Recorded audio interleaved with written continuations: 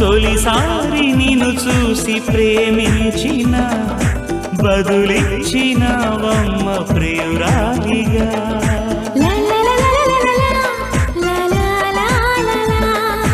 తొలిసారి నిన్ను తాకి ప్రేమించిన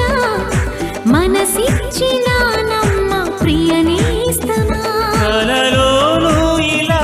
కలిసుండాలని విడిపోని వరమీయవా అన్నది ప్రేమ అన్నది ప్రేమ